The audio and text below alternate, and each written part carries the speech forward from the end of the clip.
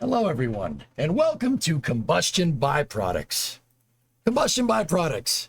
When we can't do a flame trench on the NSF channel, we come here, where all the crap from the flame trench ends up. Right here, on my stream. Guess what? And it's not only me for your Combustion Byproducts today. My voice is shot, in case anybody was wondering. It's not just me. I got a friend. Sawyer? Wait, what is this? Where am I? Why does it smell like Boston cream donuts instead of locks? Help! We have Hi, EJ. Hey man, we have the NASA man with us on this episode of Combustion Byproducts, which I totally didn't just make that name up today. I swear, this was planned. This was Absolutely, totally planned. Yeah, we planned this. We planned this. Am I loud? All right, I can scream a bit more. No, I'll just turn the sound down and balance it out. I got it. All right, just Yeah, if you want to balance on your end, I did a little on my end. All right, here, just test 1, 2, 3 for me. Test 1, 2, 3, 4, me, 6, 7, 8, 9. Yes. All right.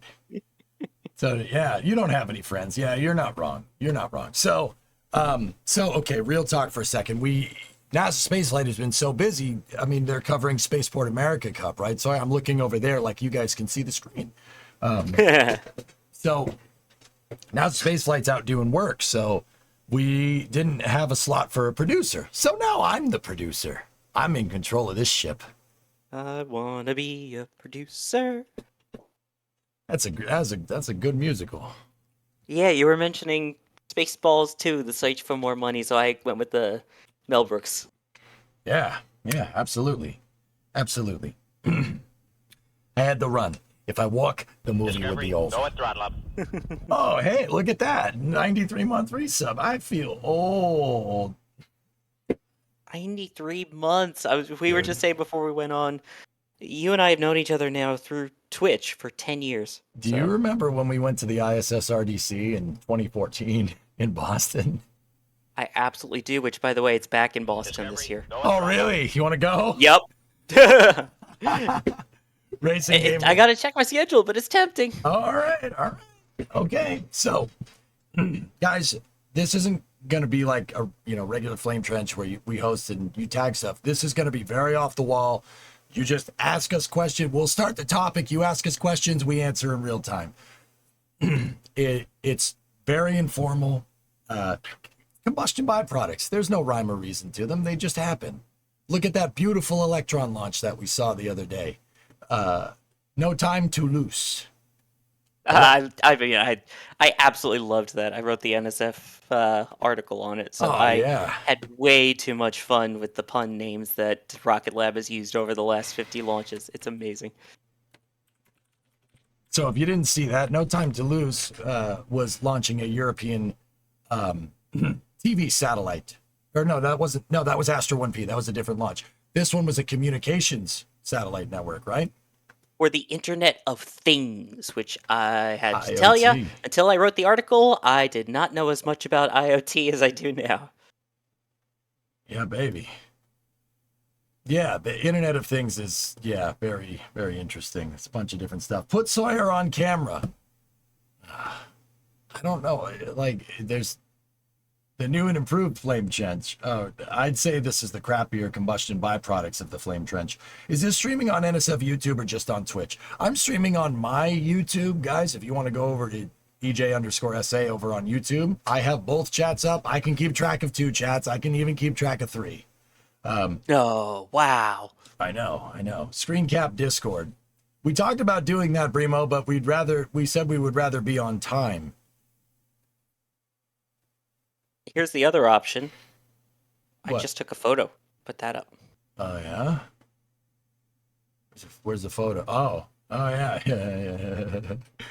I mean, if you want, I can try to screen cap it, but we'd have to go down here for a second again. Yeah, if somebody can crop a picture of Sawyer, I will crop him and put him on the screen as a still. Sawyer, you have to be doing you got to be doing a Buddy Christ for me, though. You know what I'm saying? That might be a tall ask, but I Yeah, with me then also still taking the photo, it's a little difficult. Oh. As you see from the photo, Jake is kind of Where's this? not helpful in terms of taking pictures. Where'd you put this? Where'd you put the photo? Oh It was yeah. just a Discord. Oh yeah, that's good enough. We can put that on there. That's fine. Hang on, let me do a different one because I realized Jake's face is cropped. And yes, Jake is here, people. I mean, I could try. We could try to do a screen cap, dude. I mean, Sawyer, I don't know. You decent? Discovery, go at I'm throttle. never decent, so I don't care. I just pop in here. I'm sweating my balls off. It's hot. It's hot as hell in here. I mean, depends on your definition of decent. I am wearing a shirt, but I am not wearing pants. Right. So, I mean, yeah, I'll do it. Just fair warning, I'm not gonna have in my earpiece and lav mic like I normally do for Flame Trench. I'll just be using my This is headset. combustion byproducts, okay? We don't need to worry about quality here. Come on. Come on now. We don't need to worry about that.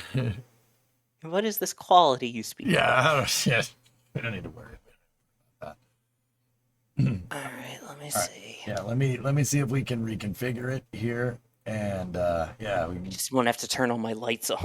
Yeah, I know. It's such a pain in the butt. Gets hot. Yeah. How hot is it down there? Let me see. The current browser I'm using. How do you ask questions? Tell me in Celsius. How much? It is 88 Fahrenheit, 33 C. Oh wow. What's the humidity? Too much. Okay, cool, sweet. Eric, how do you ask questions? Just at EJSA. Just at me. We can lightning round stuff. Yeah, I'll answer. Just at EJ_SA, and we'll do our best to answer as many of the questions as we can because they don't appear in any software. Oh yeah, no, we don't have we don't have any back end stuff. I'm producing this thing. We're going straight, making it rain. I had to give the reverse NSF spiel there. Yep. Yeah, no, it's great. We're just making it rain questions up in here. Oh yeah. Yeah, baby. Old school space news. This is how it's funny. Sawyer and I have known each other for a decade, and this is how we used to do this a decade ago. It's awesome. Although I think then we were using TeamSpeak, but yes.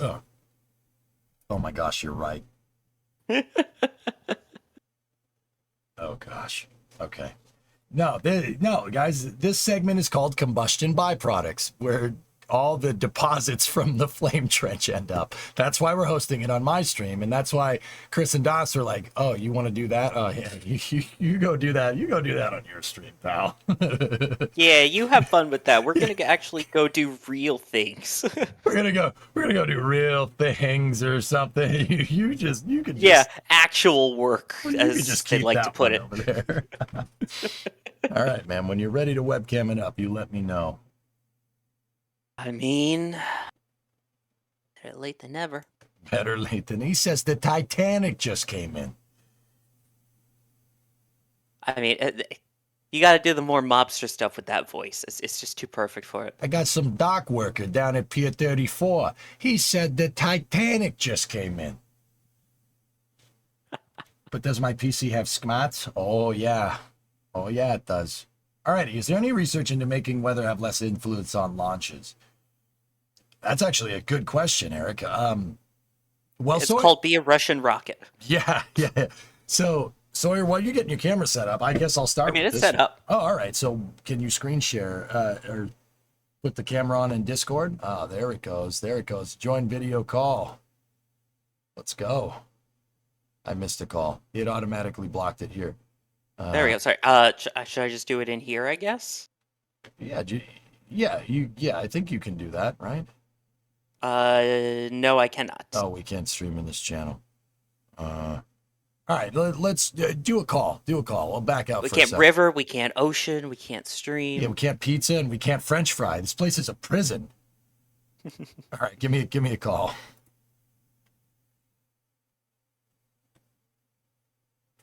We're gonna do this. Lovely. Join video call.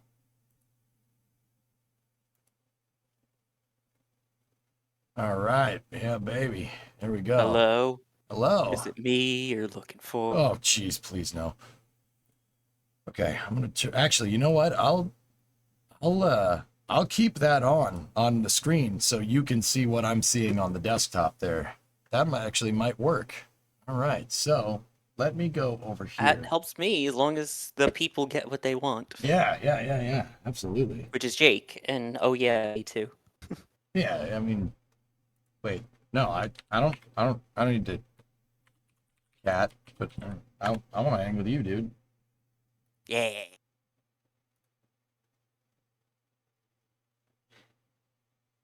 Last time we did this, we were at a Dogs R Us in Titusville. Oh yeah, baby, love that place. Recently, which was like the first time we'd seen each other in years. Yeah, dude, it's been too long. I was down on the Space Coast. I mean, I was down on the Space Coast in a dang truck for a little while. Here, I'm just making sure we're the same scale. All right. We tried. Yeah. Primo asked and you said no, so I blame you. It's because we wouldn't have made it. Wouldn't have made it in time.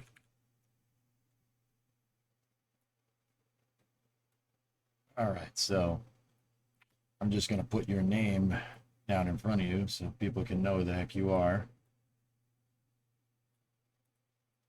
All I could think of now is too many cooks with like the names that pop up in front of them. Running down the hallway away as the glow from their name gives them away. All right. So, guys, let's check this out. Ready? Oh, yeah. Does this work? Oh, look at this. Your boy knows what's up. Hey, I know that guy in the box. This is great. All right. Just the man in the box. Yeah. Buried in my pit. Yes, the flame trench. Or no, sorry, the combustion whatever this thing is. Byproduct. This is Combustion Byproducts with me, your host, EJ, and with me as always is the NASA man, Sawyer. Hey. What's in the box? What's in the box? Hi. Okay, so Eric, you wanted to talk about rockets with weather. Yeah? That's no problem. We can do that. So why does weather scrub? Why does weather scrub rockets? Okay, so the biggest thing that gets rockets is wind. Wind is one of the big ones. Obviously, surface electric, field rule. So you got to understand a couple of things here. You don't want to launch the rocket when it's too windy. Put an asterisk on that one. We'll just remember that one. Just put the windy one up here for a second. You don't want to launch when it's too windy, and you definitely don't want to launch in a thunderstorm. That's kind of a downside because Florida has thunderstorms every day, and they just sporadically pop up out of nowhere. That's good times. So obviously you have wind speed violations, you have surface electric field rule, and you don't want to fly through precipitation. You have clouds that like fly through precipitation. You don't want to fly through a rain cloud. All those things can mess up a rocket, but we'll get back to the wind one first of all. So in order to understand why a rocket launch would scrub is basically the wind one is one of the biggest ones. Okay. And it's not just the wind at the launch site. It's not just the wind, a mile above the launch site or 1.6 kilometers above the launch site. Every rocket has a launch corridor. Okay. And this launch corridor. Yes. Oh, nice. That is a perfect thing to bring up. Thank you very much. You're welcome. You're doing the back end for me. Here we go. Let's go. I'm trying. Yep. So the big one is wind. So it's not just wind at the launch site. It's not wind up there. It's the launch corridor. So here we are looking at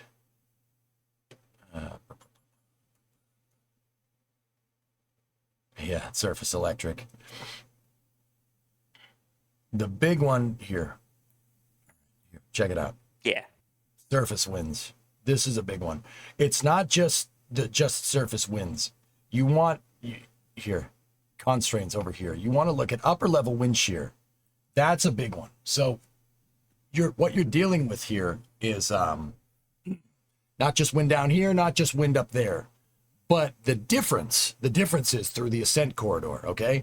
That is called vertical wind shear. That's why upper level winds scrub a launch. Now, here's the thing. You can have high upper level winds, all right? The rocket can fly with a tailwind, right? What would you do? You okay? Hang on, what's happening? What'd you break? I legit have no idea what's going on. All right, sweet. Never seen this PDF before. It's very useful. I like EJ's new voice. I blew my voice out for doing a 30-hour straight stream driving from Titusville to Plymouth, Massachusetts. We were at the Space Coast and we ended a day and a half later almost in Plymouth, where my house is. And you guys may have seen that on the last Flame Trench. That wasn't the big run, but that was a big one. Anyway, so could you just like only talk in this voice? Oh my goodness. So, all right, you have to worry about, you can have high level winds up there, up above 30,000 feet. You can have high level winds. If they're going with the direction of the rocket, it's not a big deal. You can have a tailwind. And simultaneously, you could always have a headwind too with a rocket. It's fine. That's not a big deal. No headwind is going to exceed max Q. That's why it's called max Q, right? The rocket can deal with that. What we're talking about here, Eric, and this is the important one, especially when it comes to wind, is what's called vertical wind shear, okay? So with vertical wind shear, what you really got to worry about is you can have high level winds up there. You can have decently high level winds down here. But if the difference between wind conditions in the ascent corridor is too different, if the delta is too big between wind speeds, you're going to get vertical wind shear. So that means the rocket will be flying up, and maybe at 20,000 feet, it's not that big of a deal. 20,000 feet, say the winds are fine, the winds are calm. I don't know, maybe like 15 knots or something. If you go up to like 25,000 feet and the wind is, say it's 60 knots, you're going from a wind speed of 15 to 60. That is too much. That's too much. Flying into that high speed wind is like hitting a brick wall. It's not good. That is a good way to destroy a rocket. If you've ever seen footage, there was a Delta 6000 rocket that launched in 1986. And I don't know if you can hear me in the moment, but yeah, I can hear you. My headset just totally blew out my USB port here, so I'm gonna have to restart my computer. Give me just 2 minutes, right? Yeah, dude. Come back whenever. All good. I've muted you. You're off comms. God, I can't really hear anything at the moment. Give me just a minute. I gotta restart. Okay, his headset exploded.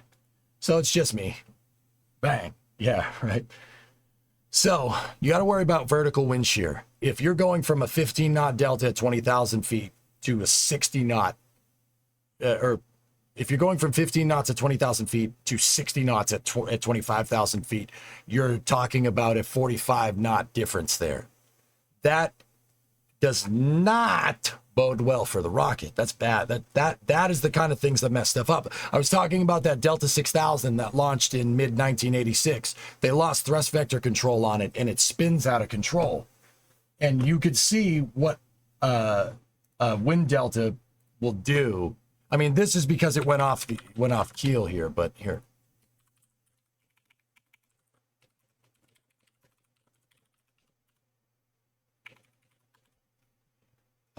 You could see just what this does to a rocket if you have a shearing force. So the rocket's going this way, the shear force comes at you from the side.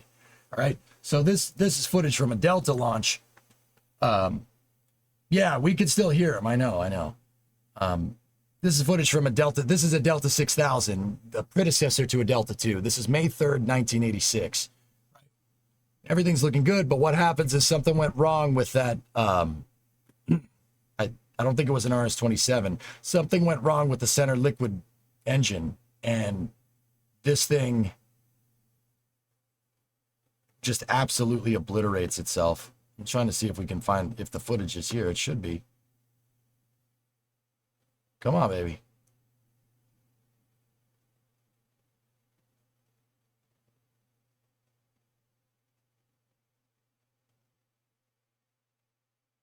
All right, watch. So this rocket's going right down the pipe.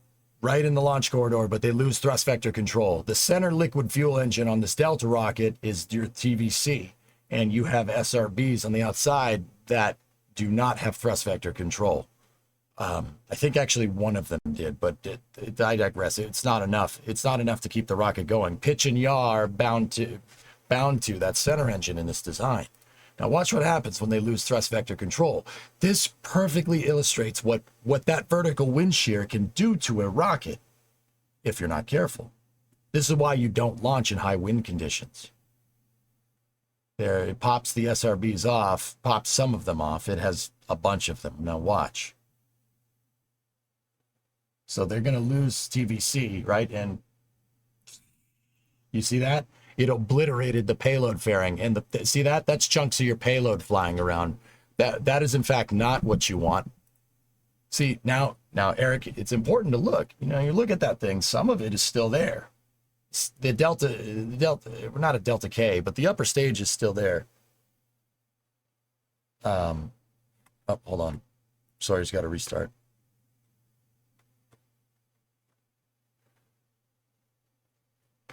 Some of it can take that vertical wind shear, but there are components that definitely don't really like it, like the payload. It's kind of the most important part, right?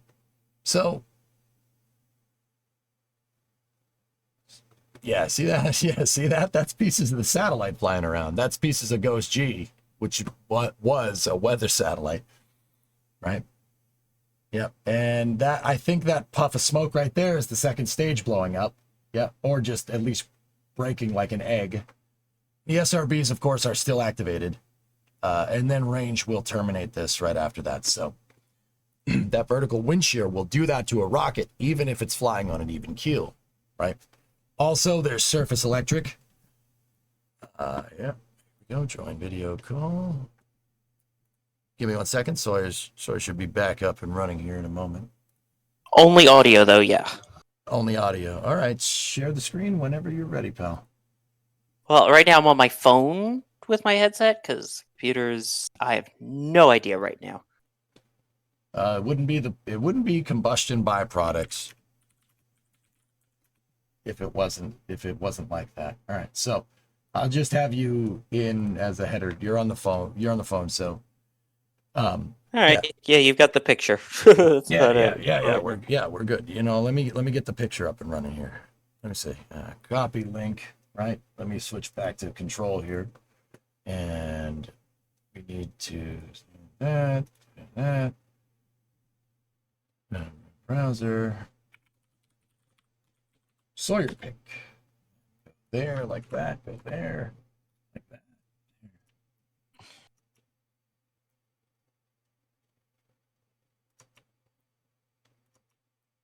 We got to make sure we get Jake in the shot. There we go. Of course.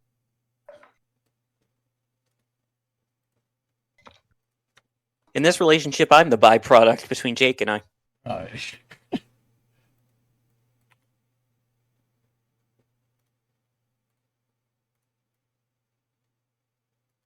All right. Yeah. Kevin, if you're watching, eat your heart out. Look at that. Oh yeah. Oh yeah. Oh yeah. Look at us. We did things. We did it. And we got the cat in the picture. So, all right, let me just back up, make sure I got YouTube over there. All right, so vertical wind shear is a big one. All right, another big one is called the surface electric field rule. So surface electric, what that does, and I'll pop open that PDF again here. Surface electric is basically a rule that basically, so there's it has to do with lightning, but it doesn't have to do with lightning the way you think. There's the lightning rule, which is a little bit different, okay? The lightning rule here is don't launch in a thunderstorm. That's different than surface electric, though. Surface electric field rule means that there's not necessarily a thunderstorm around, but you have charged clouds. Those charged clouds, I mean, that's what lightning is. It's a cloud that's built up a charge, and it grounds out somewhere, finds the path of least resistance, and pfft, you get a big lightning bolt. you can have charged clouds and not have a thunderstorm. Sawyer, you can confirm this. What heat lightning would be, cloud to cloud lightning. If clouds get up different charges, they'll ground out on each other. It doesn't necessarily mean you have a thunderstorm, right? We live in Florida. No, that never ever happens. Yeah, right. So, surface electric field rule is don't launch when there's charged clouds around. Now, the surface electric field rule, unfortunately, is there from a very, very big pucker moment. When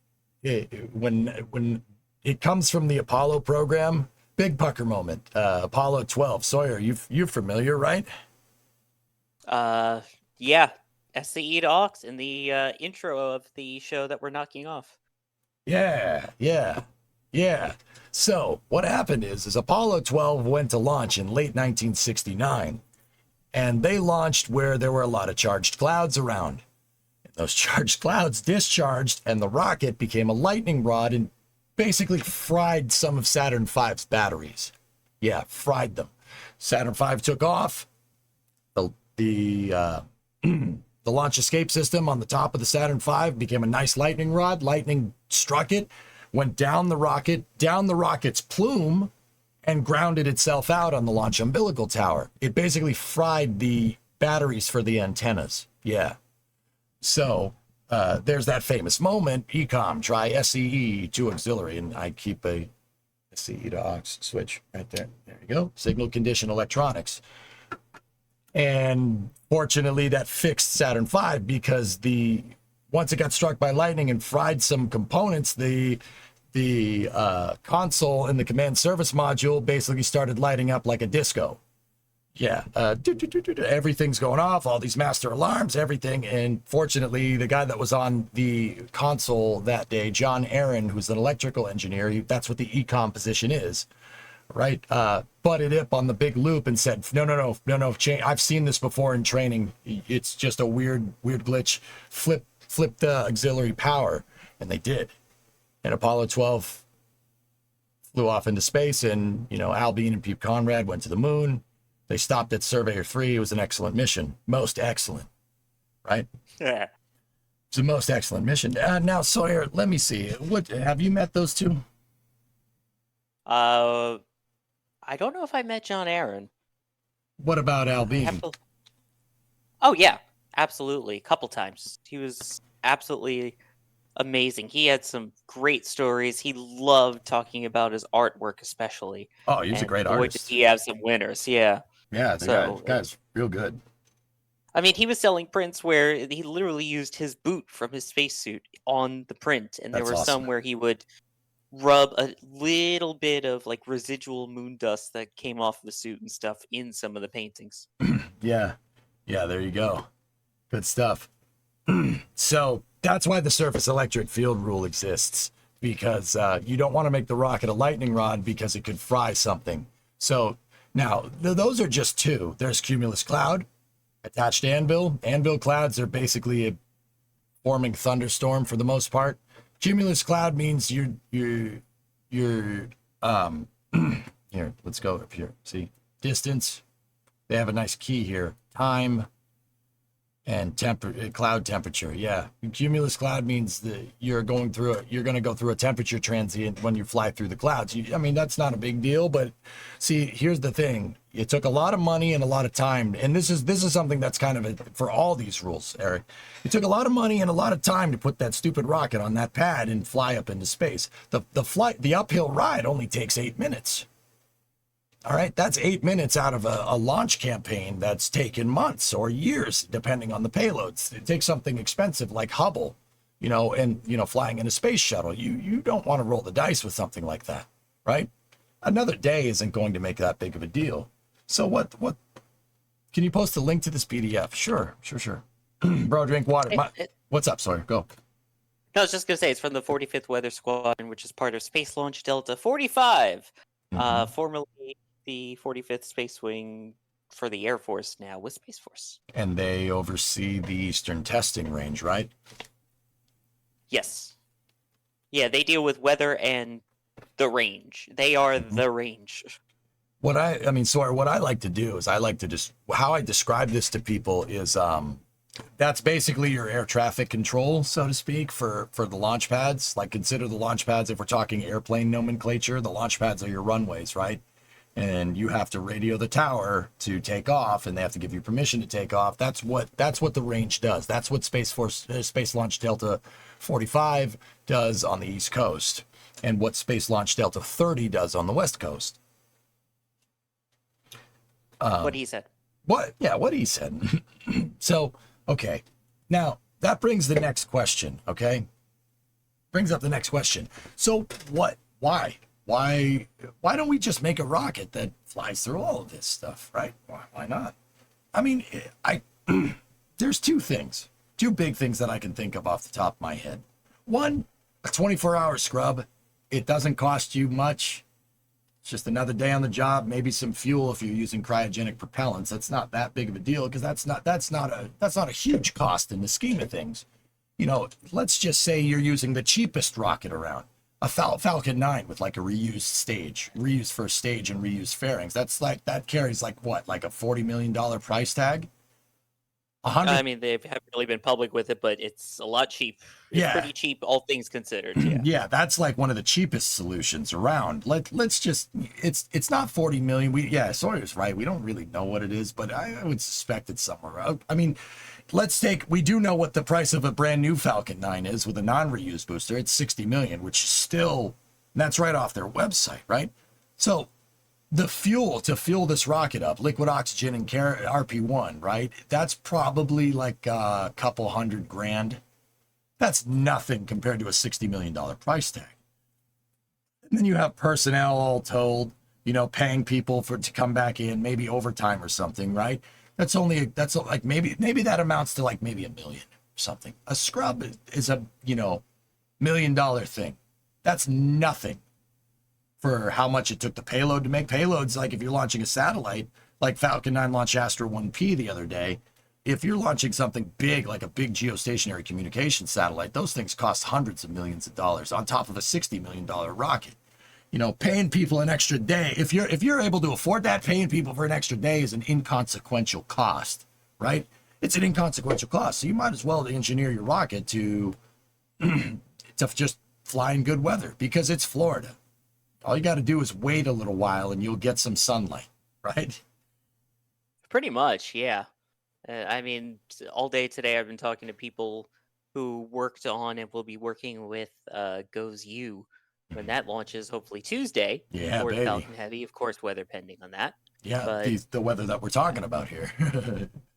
Right. I mean, literally, one of the guys said it's so ironic that the weather satellite is watching the weather, but I mean, it's crucial, all of this information that they take in, because, like you said, it's all about safety, because they are the range as well. Yep. In addition to tracking the weather, if for some reason that rocket needs to activate either a manual or an autonomous flight termination system, that's on them too. They need to make sure that range is clear for them to hit the blow things up button at whatever company it is.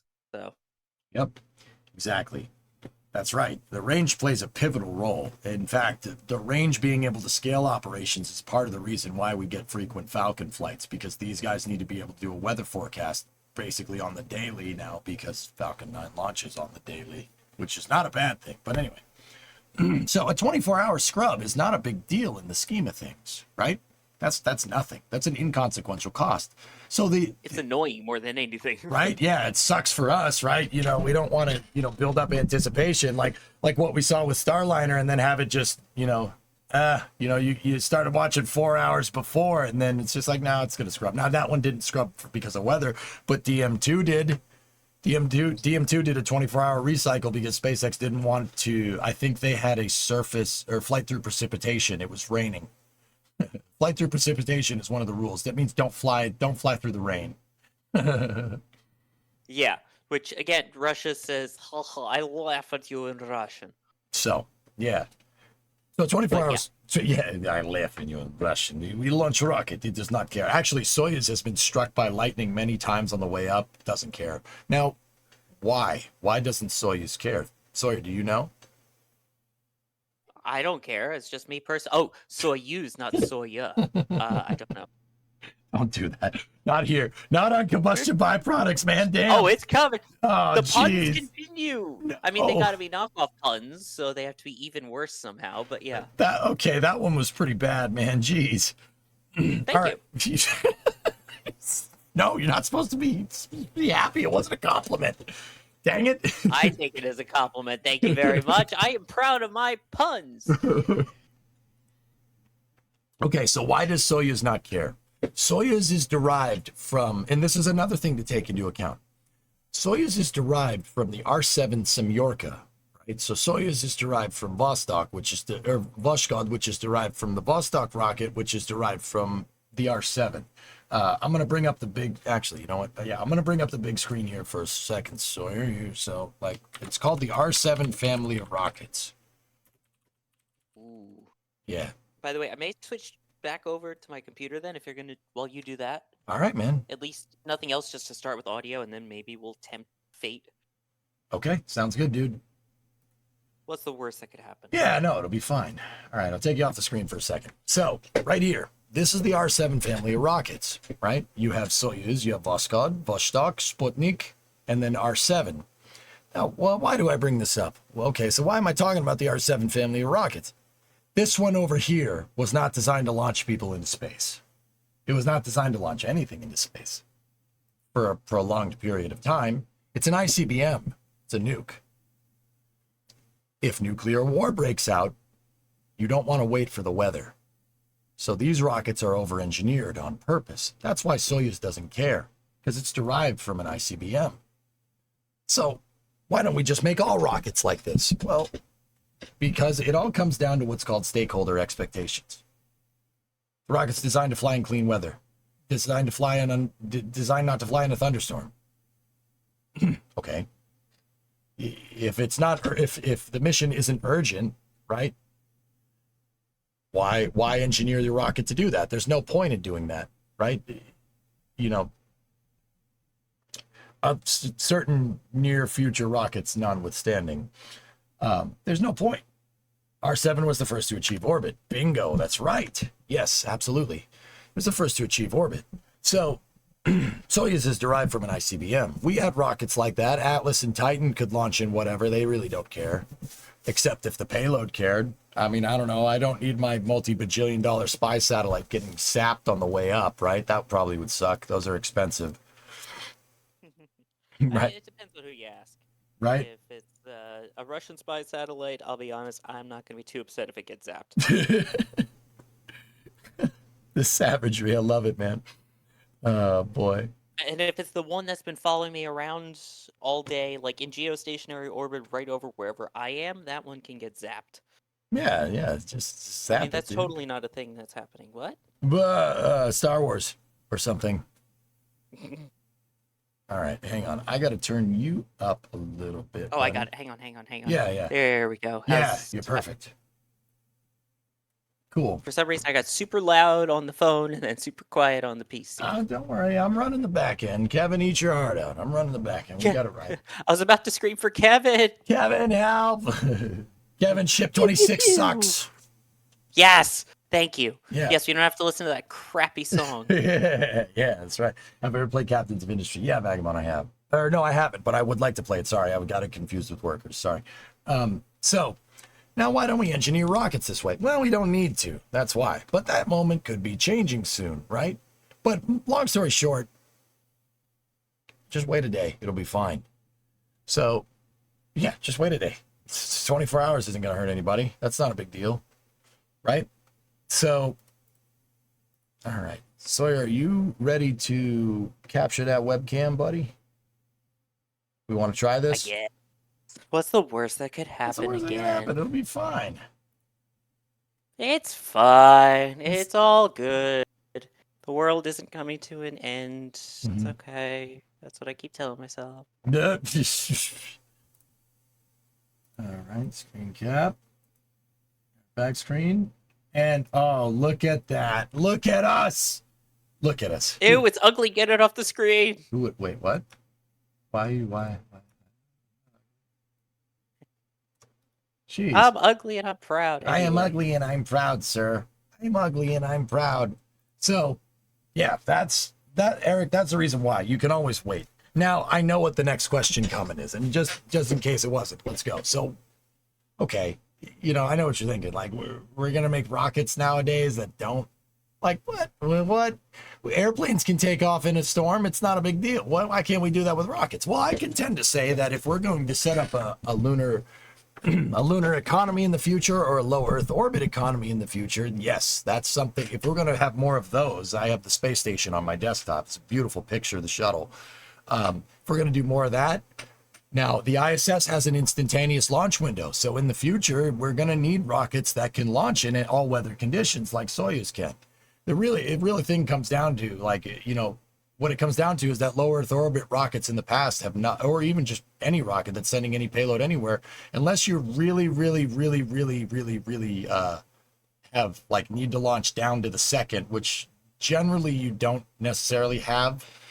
And if you do, it's an instantaneous window, like Starliner not using RAN steering to get to the ISS because they don't want to liquefy the crew on the way up. That's kind of important. Small detail. Yeah, small detail. I'm pretty sure Butch and Sonny wouldn't like being turned into pancakes. No, they're not Jeb.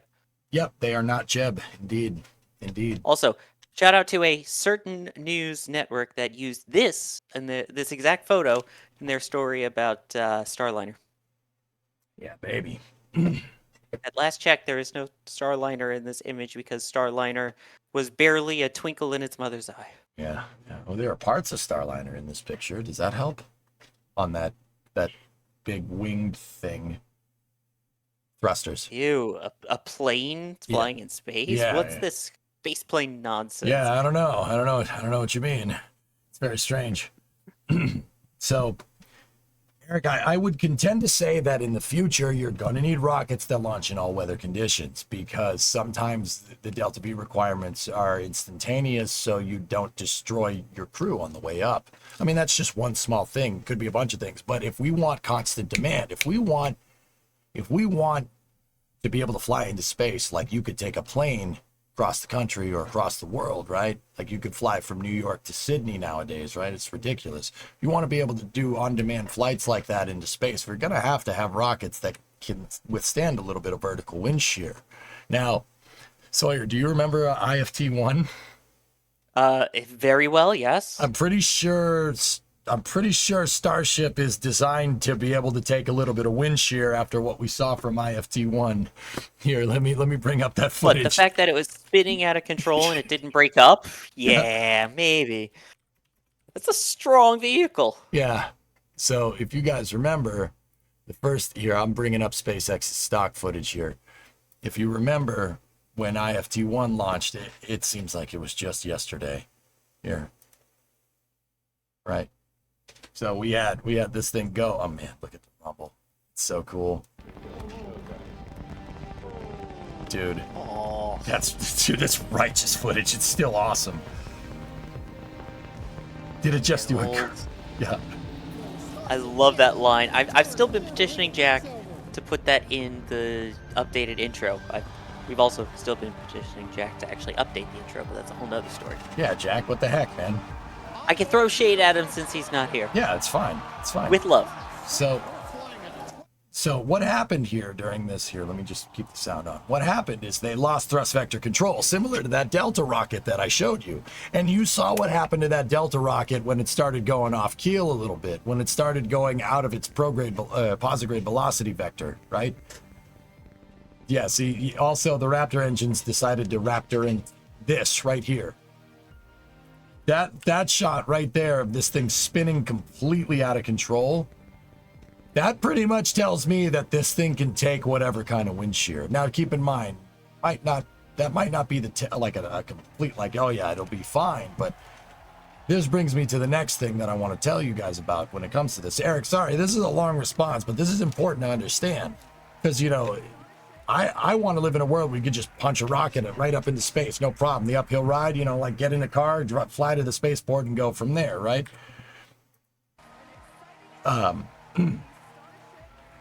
Excuse me, sorry, my voice is really starting to get bad. Don't worry, we'll keep going. It's fine. Bad to the bone. Now, this isn't like, this isn't completely like indicative that it would be able to survive this, but that's a damn good indicator. The wind shear that you're going to account for in upper level winds like this is, yeah, pretty nuts, right? I gotta get more. So that tells me that Starship is pretty dang robust as a system, and that's the kind of rocket that we're going to need if we want to just go right up into space, no problem, you know. DJ Esmeralda said 35 km/h wind gust limit just before flight 4. There you go, Marco. Yeah. See what I mean? I think that rockets in the future are going to be built more robust. I think there is something to over-engineering your rocket to be able to get it to launch in any type of condition, like Soyuz, right? Like Soyuz, like ICBM, any ICBM, any country's ICBM. They're all over-engineered to be able to launch it at any time because mutually assured destruction waits for nobody. Right? So crawl out through the fallout, baby. Right? So I think that is something that's going to be a thing in the future. And fun fact, you know, history does kind of inadvertently repeat itself. So are you familiar with Robert Truex? No. Okay. Brutal honesty. Okay. What about Sea Dragon? Of course, yes. Robert Truex was the guy that designed Sea Dragon. Sea Dragon was a concept from... Oh. Yeah, exactly. I like him. Yeah. Sea Dragon was a concept from the 60s, employing this exact thing that I'm telling you about. Sea Dragon... Talk about overbuilt. Yeah. My goodness, that thing was going to be a beast. Yeah, Sea Dragon is a monster of a rocket. This thing... Okay, so you want some perspective here? You see that little capsule up at the top? That's an Apollo CSM with its launch escape system. This thing was supposed to be a freaking monster. Pressure-fed, cryogenic, big, dumb rocket. If you've watched For All Mankind, you're probably familiar with this vehicle.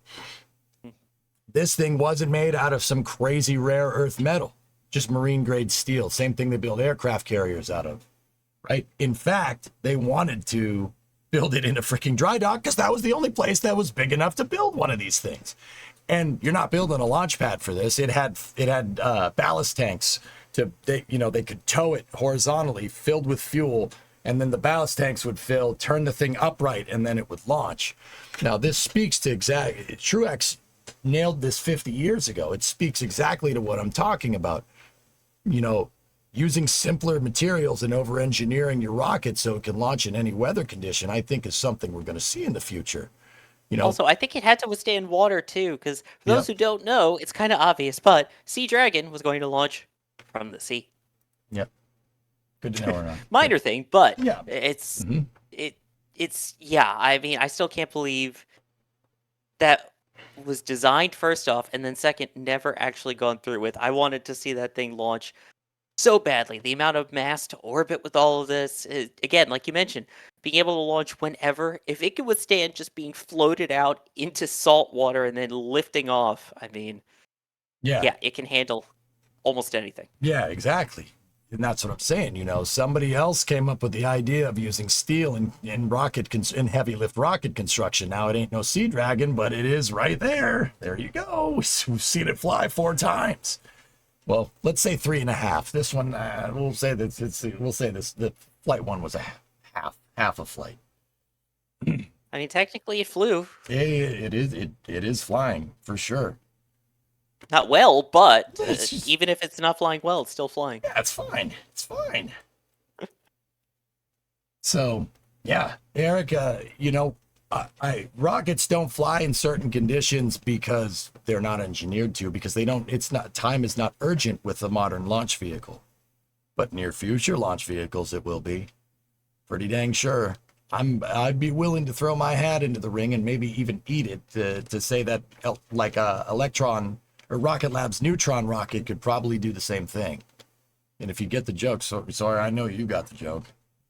Instantly. Yeah, there you go. And by the way, make sure that you address him as Sir now. Oh yeah, Sir Peter Beck. Yeah, he got an OBE. Sir Peter Beck. Sir Peter Beck.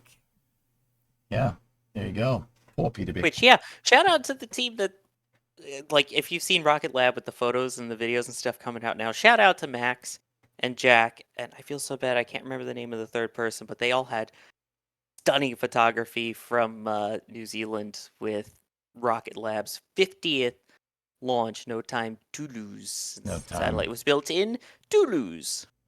Yep, no time to. Yeah. That's right up your alley, dude. Yeah, it was fun. I think like a year ago with NSF, we had a sit-down interview with like an NSF Live with Peter Beck. It was more recent than that. It was after awesome. I was after the failure in January, I think. Yeah, he's a cool dude. Hey. Oh, amazing. The guy's a man of his word. He said he'd eat his hat, and he ate it. He did. Yep. So I mean, he absolutely did. So that guy, Peter Beck's a cool dude, man. Cool yeah, dude. if he said if he built anything that wasn't a small sat launcher, he would eat his hat. And Neutron came, and yeah, he literally blended it, ate it, and it's impressive. Okay, cool. You guys have any other questions? Hit us. Let's go. By the way, fun thing with the Rocket Lab one. Go ahead. I was like pointing this out when I was writing the article. What's crazy is their 50th flight, they have used 499 engines. I love that random fact of they reused one engine on one flight. So instead of a nice even 500 flights and 50 flights, 10 Rutherford engines per flight, and getting a nice even 500, it's 499 because people with OCD screw them apparently. Yeah, they reused one, which is pretty sweet. I mean, Sawyer, do we know another company, SpaceX notwithstanding, that's another private company that's reused flight hardware like that? Not yet. Well, No. I mean, I guess if you count New Shepard with the booster, but otherwise not like this. Yeah. Hey, they're doing stuff, man. That's what sets them apart from all the other launch providers. Rocket Lab's 50 missions under their belt. There's not many other commercial providers that can say that.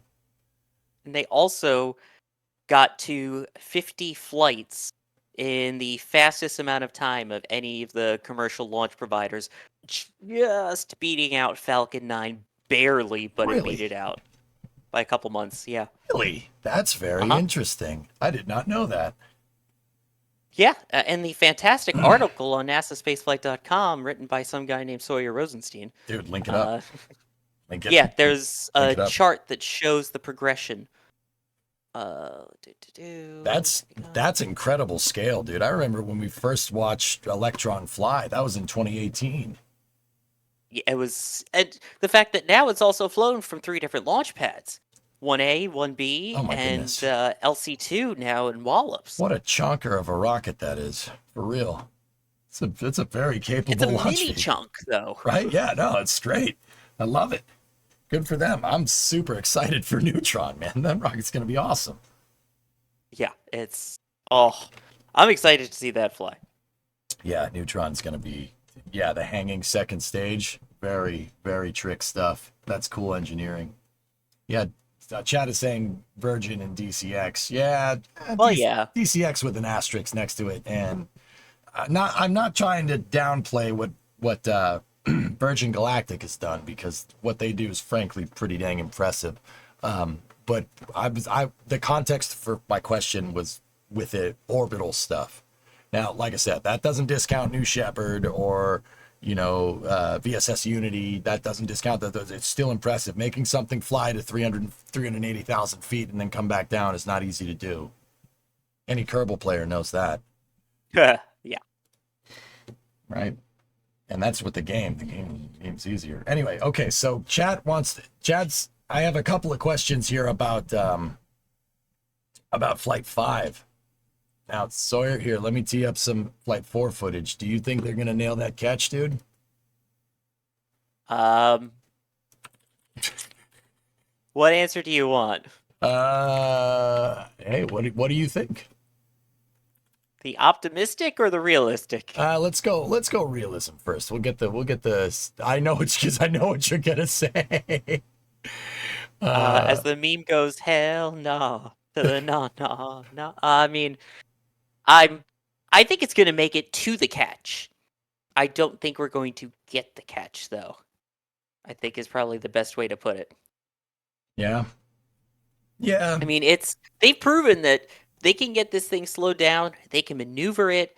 It's absolutely impressive the amount of control they now have over this vehicle. But I think when it comes to the catch portion, I don't know. They've gotten really good at being able to hover for a couple seconds over the drone ship and then plop right down. But this is a little more than just a couple second hover, I think, that's going to be needed when it slides in and then the chopsticks close on it. So I would not be surprised if we see some major pad infrastructure damage from it. But I think the next flight, on flight 6, they'll do it. Yeah. Okay. Okay. I think that's pretty fair. Now what do you think I'm gonna say? What do you think? You think I'm all for it? I mean, you're like a Boston redneck, so yeah. Stop. You should make me blow up my voice even more. Sorry. No. I think they're going to catch it, but I don't think they're going to catch it on the pins. I have a personal theory, and you can call me a complete nut bar, which, I mean, people do that anyway, so it's not a big deal. I was going to say, okay, complete nut bar. Yeah, there you go. Yeah, see, I'll proudly own that, right? I think that they're going to catch it, and I don't think it's going to land in the pins. I think they're going to catch it, and it's going to land on the grid fins, and the grid fins are going to hold it up.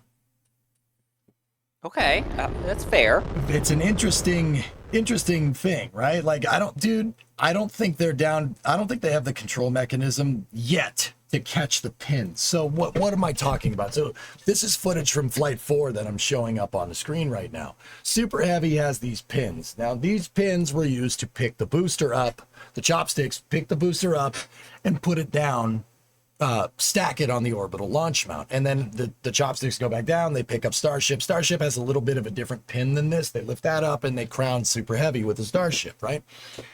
You nut bar. Yeah, thank you very much. Now, these pins are what they're trying to catch. Now, that pin right there is maybe the size of a grapefruit. Maybe. I don't think we can get I don't think SpaceX. And you know what, man? I would love to eat my words. I really do. I would love to eat my words. I would love them to tell me to basically shut up. I love being told to shut up by engineering and physics. It's my favorite thing in the world to be proven wrong, because that means somebody's raised the bar somewhere, or the pin. I don't know what. Yes, it's working. Well, I've been hanging out with you too much. It's all the byproduct is rubbing off. Yeah, no, it's true. So this pin is about the size of a grapefruit. That's like sub-meter precision.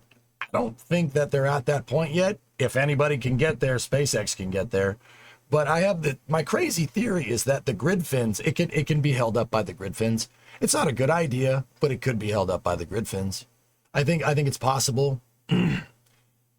Just like a landing gear with no wheel, right? Like if you had a landing gear on an airplane with no wheel, or the wings of an airplane, right? The wings, a plane could be lifted by its wings. It's definitely possible. So should you do it? No, probably not. But you could, right? I would say you could probably even flex wings to, I don't know, say a number like 154. You know exactly where I'm going with that. Yes, I do. Here, I got more footage here. You guys are going to like this footage if you haven't seen it. This is a meme on this stream. Yes. So this is when Boeing was testing the 777's wing load, okay?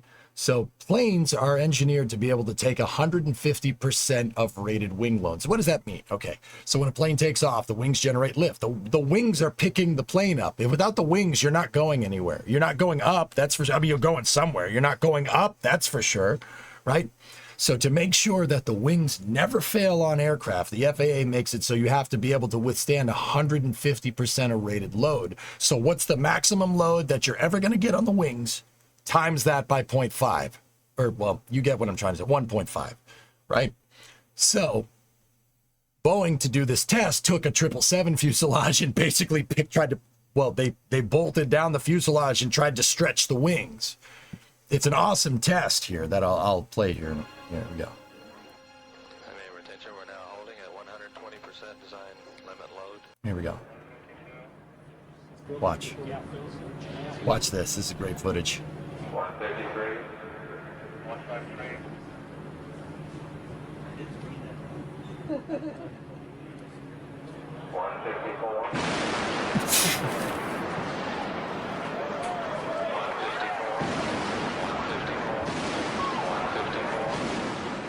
Whichever way you look. So, you can absolutely pick up a plane by its wings, right? So how does that pertain to Super Heavy? Well, those grid fins are the aerodynamic surfaces there. The loads that they are going to encounter, I bet you, will exceed the load put on the load put on those pins, you know, from Super Heavy being picked up by it. You got to remember, there's 4 of them. So if each one of these grid fins has an aero load on it that's enough to be able to steer Super Heavy through the air, 4 of them should be able to hook it up. And this is what I think is going to happen. I think Super Heavy is going to come into land, and I think they'll catch it on the chopsticks. But I don't think they'll get it on the pins. I think if the pins miss and the chopsticks close, the grid fins are absolutely going to catch it one way or the other. And the grid fins are already rated for insane aero load. Remember, they're controlling that 22-story building flying through the air right there. So I think they'll miss the pins, but the grid fins will catch it. It'll still damage something, Sawyer. I think you're right. It'll still damage something. What it's going to damage, I don't know. But they'll at least get 33 Raptor engines back. True. Right? And I don't know how usable the pad would be after, but yeah. As long as they catch it high up the tower, it might be fine. And also, this is footage from Super Heavy doing its landing from a buoy cam that Jammy installed there in the ocean. I thought Jay said that they didn't install it. Who did the buoy cam then? I think Jamie just shared buoy cam. Oh, okay. That's fair. Buoy cam doesn't suck. Guys, this is from you can see the image stabilization, but that's just me as a video editor. Yeah, right? Yeah, you absolutely can. They're trying to stabilize it, and it makes it look all wavy. Dude, look at that. So that thing is 22 stories tall. So if you live in the city or near a city, go find a building that's 22 stories tall and look at it, and then think about how big that thing actually is. Think about how strong those grid fins need to be to steer that thing around. It's heavy. We know it's heavy. It's right in the name. So I think this thing can be picked up by its grid fins. You probably shouldn't do that. Just like you shouldn't pick up a plane by its wings. But it could happen. Absolutely. And also, those, unlike Falcon 9, don't fold. Yeah, exactly. They're static. They don't fold up. That's another great point. Now, for what it's worth, Sawyer, I think you could pick up Falcon 9 by its grid fins, but you could pick it up once. Well, yeah. Once. Good point. Right. Okay, Forge, we got another question. Biggest question. How would they save a Super Heavy booster after a landing? Just open the vents and let the cryo boil off, do the trick? What if they have an uncontrolled fire in the engine bay like on SN10? The purging system should be able to handle that, Forge. They'll just safe it down like they do with Falcon 9. Falcon 9 vents the tanks. All they got to do is just open up the... I say this like this is some easy thing to do. You know, right? Like, oh, yeah, all you got to do... Well, there's your problem. All you got to do is put some gas in it, right? All they got to do is just vent down the tanks to a safe level and just, mitigate the boil off. Like Falcon 9, the interesting thing is that Falcon 9's first stage can stand up with not a lot of residual pressure in the tanks. I would assume that Super Heavy is something similar in that regard. I mean, actually... Sawyer, do you know this, dude? I don't mean to keep putting you on the spot, dude, but I don't want to be talking here the whole time. Can Super Heavy stand up depressurized? Like, they don't need to stretch it like Centaur or anything, right? We need Alex here for this. Yeah, right. Alex. Normally, I just throw all the Starship questions to him, if we're being perfectly honest. Yeah, at least the techie stuff. Right. Well, they assemble these Super Heavies vertically. They have to... There's no way they pressurize the... and build also, it. The fact that when it's sitting on the OLM they open the chopsticks, it's just sitting there. Right? Yeah, you might have some residual pressure in it, but yeah. Forge, basically let boil off do the trick, and then once it's back on the pad, you can basically start pumping. You can do what's called inerting the tanks, right? Inerting the tanks, which is basically what they'll do is they'll just pump nitrogen into the tanks. not a lot of people know that a fueling procedure for a rocket starts with pumping anything that you don't want out of those tanks. Don't get me wrong, they're not going to bring them down to vacuum. You have to put something in there. So you'd want to put an inert non-reactive gas in there. Sometimes rockets use helium. Sometimes they use nitrogen. It really depends. It depends on what it's designed for. And what it's designed for is entirely dependent on application.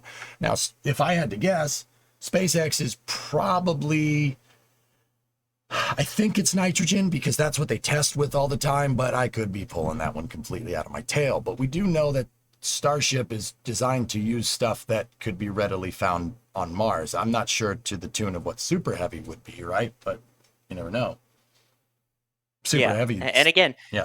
I mean, they do that all the time. Like you don't want your workers in an engine bell where there's still remnants of LOX or Absolutely. RP1 or methane or anything like that. Yep. So you always have to purge everything, clear it out before anyone goes near these things. Yep. That's a huge thing. When you're fueling rockets are going through transients, right? Not even SpaceX fuels with people on the ground near the rocket. That's very dangerous. That's why when Dragon goes to launch, they arm that launch escape system before they do fueling. It's step 6 in their flight control book, and step 7 is fueling operations, right? Yep. So not even SpaceX is crazy enough to have somebody near these things when you're changing states in the rocket. The only safe place to be when a rocket is fueling is on top of it with an armed launch escape system, right? And unfortunately, we've seen the results of if you don't purge things properly. I think we lost some people during the shuttle program as a result of that. So. Correct. Yep. Yeah. Yep. They, a couple of. So it's very important. Yeah, exactly, dude. It's very important. We lost a couple shuttle workers because they vented inert gas in an area where there were people working and they suffocated. Yeah. Yep. Not cool. You got to be careful. Fueling the rocket is the most dangerous part aside from flying the dang thing up into space, right? But sorry to bring the mood down there. No, it's fine. It's okay. I was going to talk about Challenger. We were talking about vertical wind shear. That's what did Challenger in, not the O-ring. Yep. Right? Not a lot of people in combination with. Bingo. But yeah. That's the big one. The O-rings had failed before in the past, but not only did they know about the O-ring failure, but they launched when it was too windy. There was too much of a wind difference between certain altitudes. Challenger got hit right before it popped. It got hit with the biggest vertical wind shear ever recorded at KSC ever on a launch vehicle. And that was enough to unseat the failed O-ring, and that was the end of that. God rest their souls. Yeah. Leading to the burn through and all that. It's crazy the role that weather can play. And I know we keep talking about that, and it goes back to that in the very beginning here, but yeah, absolutely. It's unbelievable. Again, part of why I'm also excited for GOES.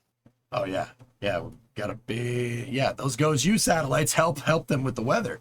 And it's not even just weather on the ground. There's space meteorology that has a lot to do with it. If you went outside like a month ago, anywhere in North America or anywhere in the northern parts of Europe, you saw the boreal, the auroras, the aurora borealis, or the aurora australis if you're in the southern hemisphere. You saw those. That's because solar winds, a huge coronal mass ejection came towards Earth. And what you're seeing is basically the combustion byproducts, fusion byproducts of the sun interacting with gases in our atmosphere, and it basically causing gas spectrography, right? The magnetic field does pick up a lot, but the reason why the aurora borealis and the aurora australis are at the poles is because that's where the magnetic field is the weakest, right? So yeah, and I mean that's the other thing I think people don't really realize with the GOES satellites. When I was talking to the people today, I mean, there is solar observations and solar instruments on the current GOES network of satellites, RST, as well as on U, and U will also have a coronagraph on it as well. All of this with the idea of, hey, maybe we can predict not just all the weather on Earth, but the space weather, keep an eye out for these, and give satellites enough advance notice to either, if they can, move out of the way, if not, turn themselves so that they're more their stronger side or the side without sensitive instruments is facing the direct hit, things like that. It's unbelievable. Yeah, absolutely. I also learned, by the way, go ahead. that the Ghost Network, sorry, totally unrelated, but I just have to share this fact because I learned it today and it's driving me crazy. Do you know that the Lightning camera, the Lightning tracker, so like when you're checking your apps and you see all the live lightning strikes, Yeah, and you get those from the GOES satellites, the GOES satellites take 500 pictures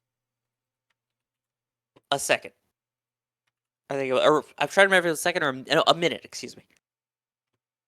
that's a lot, dude. It might be second. I'm gonna look this up really quick. I want to get it right because the amount of data is absolutely ridiculous. They then have to compress it down and downlink it, but all those little lightning things that you see, it's ridiculous. Yeah, that's, dude. 500 frames a second is unreal. I mean, even 500 frames a minute, that's still a lot of frames for something that's just tracking lightning. That's still pretty dang impressive. Oh yeah, here we go. Solar ultraviolet imager. There you go. Yep, these satellites aren't just monitoring our weather. The GOES satellites. It is. Yeah, go ahead. I am correct.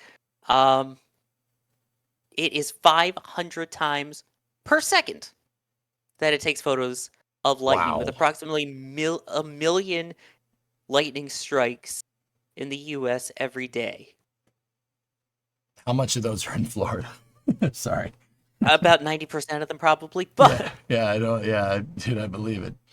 It's crazy. That's why I want to make sure I got that fact right, because that is just nutso. So when we talk about the space weather and we talk about the launch weather and the whole lightning rules and all of that, yeah, in case you can't tell, I'm excited for GOES as well. But it's bring it all back.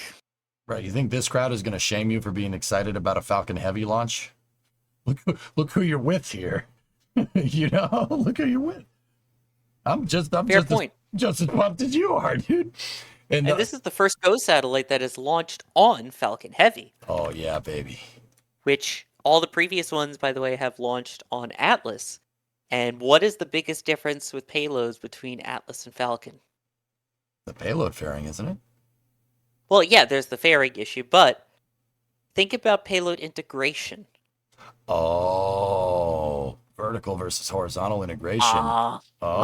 Exactly. The past 3 of these satellites have been integrated vertically. Put them in the payload fairing, roll it out to 41, lift, attach, done. Yeah. This one, they have to roll it out, lay it on its side, and then attach it. So they literally had to redesign parts of the satellite so that it would be stronger for those moments when it's sitting on its side until it's finally raised vertical at 39A. It's amazing the work that they had to do of like, watch out where the solar panels are, where the instruments are, add the strength. So yeah. Yep. There you go. Things you don't think of. Yeah, horizontal integration is a big deal. You gotta remember, guys. Some satellites are engineered like a skyscraper. And now, what do I mean by that? Engineered like a skyscraper? What is it? Strong? No. It's designed to resist gravity on one axis, right? One axis. I.e., what I'm trying to tell you is you don't use a skyscraper as a bridge. Skyscrapers don't make good bridges. If we took the Empire State Building and tried to put it where the George Washington Bridge is, it might be wide enough to span the Hudson River, but it's not going to be a good bridge. Satellites are built like that. They're built to resist gravity on one axis. Now, Falcon 9 from this picture that I'm showing, I mean, that's a Dragon resupply capsule, but it's the same idea. SpaceX puts their payloads, they integrate payloads horizontally in their horizontal integration facility. It's right in the name, right? It's right. Almost like how Atlas is in the VIF, the vertical integration facility. Yep, there you go. This is just my collection of Dragon pictures, but yeah, here's another one. I love it. Yeah. But yeah, no, and the satellite that they're launching, 10,995 pounds, sorry metric, this is EJ Stream, is my guy. Crazy. And to then take that whole thing and go, yeah, we're just going to literally flip it on its side, have fun. That's about 4,200 kilos, and it just, whatever. I like the way he said it better. I mean, dude, yeah, that's a big satellite to be hurling to Geo. That's a long way. That's a long way. That's why they need Falcon Heavy. They need that performance. And yet, it goes operational in under 6 months. Unbelievable. And then the other thing that I didn't realize, so I'm just sharing it with everyone now. You'll see it in the article on NASAspaceflight.com Read them. in the coming days. You guys want to learn about what's going on, read those articles. And this is not a shameless plug. I don't write the articles. I just come and say dumb stuff on Flame Trench. Go over there and read his articles. They're good. Really write good. them, some of them. But yeah, the did you know? I mean, we talk about all these satellites with the hurricane monitoring and everything, but did you know that so far this year, the GOES satellite network has saved 187 people's lives Really? directly I related to GOES? Don't hate that. So, if there's a problem with a boat, you know, they have the special distress beacons that they can send out that, well, it turns out there's a receiver for that on the GOES satellites. And the ones for GOES R, ST, and U are meant to be extra sensitive so they can pick up fainter signals. So they then relay that information as it comes in to, you know, the necessary rescuing parties and legit save people's lives. Dude, there you go. People, you know, I get a lot of questions on stream like, why are people, you know, why are we spending money on it? Well, that's a good reason. That one, yeah. I like that reason. Also, 350 people plus last year had their lives saved because of a weather satellite. There you go. Yeah, that's a good reason. Yeah, that's good enough for me. You see why I love this stuff? I talk to the people that design it, and they just give you these random facts of like, wait, where did that come from? That's really cool. Yeah, right. That's awesome. So that's the launch that we're talking about here, and the satellite that we're talking about is GOES-U. That's going to launch on Tuesday for next space flight. It's going to launch it's tentatively. I mean, you never know. Tuesday, January. I'm not saying the word. I'm not doing that. Tuesday. I will say that don't do it. All the people that I've spoken to said that in the fairing, they're working on the integration, and then the only concern to watch is weather. So it sounds like so far it is proceeding per the people that are actually like in the hangars and stuff. So. Okay, all right, you did say it. All right. Oh, I'm not. Don't worry. No. Okay, good. Tuesday, June 25th at 5:16 p.m. Eastern time. And it's a 2-hour window. 2-hour window. There you go. They're gonna spend 1087. We got oh wow, dude, brand new Falcon Heavy. Yeah. Huh. All right. So it's not going to look like that. It's going to be nice and clean. Interesting. And now my debate is, where do I watch it from? Because as media, we have two options. There, for these at least, usually. There is the press site, which is ridiculously close to the launch. Mm-hmm. But occasionally, the U.S. Space Force offers viewing, which is ridiculously close to the landing. What viewing site would you want for landing? I'm zooming in on the press site on Google Earth. So the press site is right here. Right? And Heavy's going off 39A. Yeah, it has to. Yeah, it's the only pad it can launch from at the launch moment. Up, man. Sorry, they make so many pads. I don't even know I don't keep track of it no more. All right, so it's going right there. That's the launch. That's about let's see. Yeah, about 3.25 miles away, or 5 kilometers. That's close, man, for Falcon Heavy. Now, what spot would we have for landing? Because it's landing at LZ1, right? It is landing at LZ1 and 2, yes. Yep, 1 and 2. That's right. I can't say out loud, but you have a rough idea sent to you in the back channel that you can kind of display that general area. Okay. So it's somewhere on the Cape Canaveral Space Force Station. So that means it's somewhere in this area right here, which that's any spot in this area right here is absurdly close. Yeah. That's real close. Any spot in that area is nuts. Oh yeah, and this one is has the potential to be absolutely crazy close. That's ridiculous, man. I can't say the exact viewing spot, but anywhere in here, guys. So the landing site is right there. So anywhere in there can be from 4 kilometers to basically, I would say about 7. So that's real close to a landing. It's a mile and a half away potentially, where depending on wherever they watch it from. That's I don't know about you, man. I would do that. I would do the landing. I think I've done all of them from the press site. So, and then just for again, I can't show this, but for behind the scenes, there you go, EJ. Holy crap, that's close. Yeah. Yep. Yeah. Yeah, that's real close. That's what I'm thinking. I think I may do that. I would absolutely do that. That'd be amazing. Oh boy. So once again, that's the Goes You launch. That's launching on Tuesday at 5:16 p.m. Eastern time. We will of course cover this launch here. We're not as cool as Sawyer, and we don't show up to the press site because we're not that cool on this end. Over here in the combustion byproducts area. Well, I mean, you got to come down for another heavy, just saying. Well, we have a road tripping vehicle that's designed to do that now. I know, we've talked about this for a long time now. Yeah. Give me some time. I have another project. I'm knee deep in another project. My garage is full of Camaro parts right now. I've seen. Yeah. Here, let's just show it quickly. Yeah, it's full of Camaro parts for that. But that's a whole nother story. That has nothing to do with space. So the group congregates in the Buc-ee's parking lot. Discovery, go at throttle up. Jeez. Oh dear. Okay.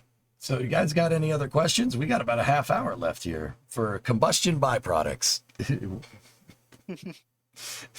where the bottom feeders from the flame trench go. Something like that, yeah. Yeah. We don't have a pre-show or a post-show. We just have a show. We're not that cool. Combustion with sub capabilities. There you go.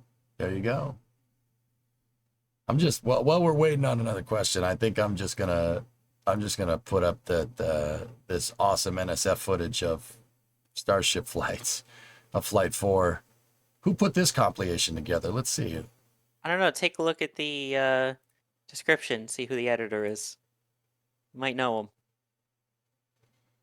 Oh yeah. Jack did a great job. No, I'm just kidding.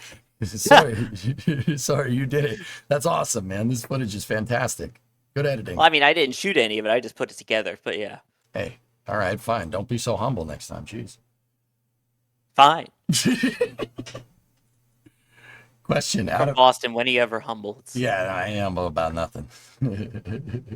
Any updates on Starliner? Ooh. Okay. All right. There's one question. ASAP, we'll get to that in a moment. Geek's question is a quick one. Out of any launches of any rockets, what was your favorite? Shuttle. Now I think I'm gonna have to go with my first ever launch too, Yeah. STS-130. Yeah. Because not only was it a shuttle launch, it was supposed to be the final night launch of the program.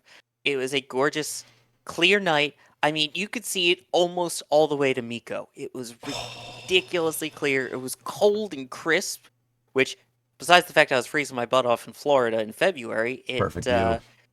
The sound just traveled through that air so nicely right along the water. That's awesome. And there's nothing like shuttle. So, hands down, my STS-130 launch. Yep. And Geek, you said specific launch. I said shuttle. STS-116, also a night launch. The first shuttle launch I ever saw. The first rocket I ever saw ever. Like ever. Same. Yeah. 116 night launch. Dude, that thing lit up the night sky like you would not believe. It was like SLS. It looked like it was daytime out. Unbelievable. The SRBs are incomparable. Dude. At least the shuttle SRBs / SLS ones now. Yep. But absolutely. Yeah, LSR. No GIF outros. I'll just make some funny faces at the end of the show. So you'll just be you. Yeah. See, you know me too well. That we can rib on each other like this. We've known each other long enough. That's right. When EJ on Shuttle Sunday? Oh boy. Yes, that's a great question. Whenever you have me, I'll jump in. I love this love that one thing. we won't be able to. We're not doing one this Sunday because that is when Starlink 10-2 is. And then the next flight that we'll be covering will be a dedicated one, and I'm gonna say the number, and you're gonna instantly know why it's getting its own dedicated show. Yeah. STS-41D. Yes, absolutely. Great mission. Oh yeah. I know there's some Discovery fans that are happy out there. Discovery, go at throttle up. The first flight of Discovery. Yep. And my favorite, the flight with the Peacicle incident. If you add that on the shuttle bingo card, the Peacicle incident, it always comes up whenever we talk about shuttles. So, if you have Does that, it really? Yeah. Oh yeah. Yeah. Of course. Doesn't matter if you're here or not. Everybody asks about the toilet on spacecraft, and I'm just like, dude, vacuum cleaner. It's a vacuum cleaner, okay? It's like peeing into a vacuum cleaner. All right, that's really what it's like. All right, now that we got that out of the way. But go figure. Discovery's first mission, and its biggest issue is its there could be damage to the tiles because of a urine icicle. Not kidding. Sawyer, why don't you go ahead and tell these fine folks what they did to fix that problem? Yeah, I wouldn't want to go high-fiving Canadarm afterwards. That's all I'll say. Yep, you heard that right. They used the arm to scrape Peacicles off the back of Discovery because they were worried about frozen piss blowing off tiles. Yep. And that's the kind of spaceflight knowledge you get here on Combustion Byproducts, baby. Yeah, remember that shooting star you wished upon? Turns out it was astronaut pee. Nothing is real. Your dreams won't come true. Happy Friday. That ain't no meteor. What you got there is a big old chunk of crap. Oh, yeah. Call them Boeing bombers. It's so good, man. Oh, dear. Okay. Sawyer, what's the update on Starliner? 22nd. 4 more days. 4 more days. Let's go. Wait. It's getting another couple days up there. So yeah, they gave an update. We still know there are the 5 helium leaks, but the minimum requirement, I believe they said, is 7 in the helium tanks, and they currently have 7D. So as much as everyone makes it out to be like, oh my gosh, there's so many, it's not as big a deal at the moment, but they do want to keep it on station, and they do want to observe the leak because that is on the service module, which does not return to Earth. So the only way you're going to get data from it now to try and prevent it from happening again is just observe. So that's essentially what they're doing right now. And I do have to point out, I wanted to bring this up on the Flame Trench, but I'm going to bring it here anyway, especially since we're at the bottom barrel. Okay. There have been some crazy headlines that I've seen. Oh, dear. That they're stranded. They're stuck. Oh, no, they're going to have to wait for a rescue mission. What are they ever going to do? You know, their mission got extended because they can't get home safely. No, that's not true. Not at all. They're fine. They're totally safe. As mentioned, their spacecraft has, plenty of helium left. The leak is not a big deal. That part is going to be thrown away anyway. The fact that their mission got extended, flat out, I asked about part of that when I was in the press briefing after the launch of CFT. He was there. And they said that, they're going to extend the mission probably beyond 8 days. And I said, what were are there any requirements or things that you would do? And they're like, no, it's just as things come up and as we want to learn more about the spacecraft, because it is a test flight, we can choose to extend it. And that's literally what they're doing. They are choosing to extend it so that they can learn more all about it. Literally the answer to my question. We're seeing it in action. There you go. And so they are very safe. And, You know of another test flight that had its mission extended too, so that they could learn more about it? Yeah, maybe it was the Gemini capsule or something, or the Mercury caps. No, it was Dragon. It was absolutely Yes. Dragon. DM2 went from like a couple weeks to a 60-day mission. Yep, that's right, guys. And this, I mean, it ended up being that a lot of it was also so they could help out on board the ISS, which the crew is doing now as well for Starliner, but it gave them more time to see, okay, how does Dragon handle with life support systems that are sitting out there for 2 straight months, especially if eventually we're going to have it out there for 6 straight months. any data is good data, guys. And this brings into a bigger point. Sawyer, I think you were at this press conference. It was the CFT1 pre-flight press conference. I forget if you were there or not. Steve Stitch. I think I phoned into that one. Yeah, okay. Yeah, that's right. You did. That was the question about breakfast. Do you remember that? Oh my goodness. Oh my god, Oh, yes, my I goodness. do. Oh, it was so aggravating, dude. Oh. Don't mind us, guys. It was just the press asking questions that make me want to headbutt a brick wall. Anyway, Someone from a certain chronicle in Houston asked about what their breakfast is going to be, but I won't name organizations. yep. We don't know what you're talking about. So, Steve Stitch said during that press interview that, people are like, oh my God, the helium leaks, the helium. He said something that I think is very telling. Every spacecraft leaks helium. Every single one does, without exception. Apollo did, the shuttle did, Dragon did, Starliner did. Orion probably will at some point. They all leak helium, which is why they have that acceptable criteria that they keep talking about. This is very important to understand. Because when you're engineering around a constraint like that, you wouldn't put in a margin unless you were expecting a potential helium leak. You don't put in margin if you don't want this system to leak. Sometimes physics is just hard to beat, and you have to put in acceptable criteria to make sure you have enough margin to get your astronauts home. The capsule was engineered around possibly having helium leaks. The whole system was engineered to take into account this problem. It's really, really important to understand that. And that also speaks to a little bit of engineering and systems design here. Let's take James Webb, for instance. James Webb had a ton of things that were single fault redundant, like they had to unfold that big heat shield. A lot of these things could only work once, and that's it. It has to work right the first time. How that applies to systems engineering and systems design is where to put your redundancy. Where do you put your redundancy? What systems need redundancy? What systems don't? James Webb demonstrated pretty dang well that single fault redundancy on some of the folding mechanisms for their heat shield was fine. It was totally fine. And if you guys know the flame trench in the NSF intro music, you hear in the background 360 more folds to go. That's 306. Yeah, exactly. 360 single fault redundant systems that worked perfectly, right? A doorknob is single fault redundant. Does that mean, you need 2 doorknobs on a door? No. Sometimes it's not needed.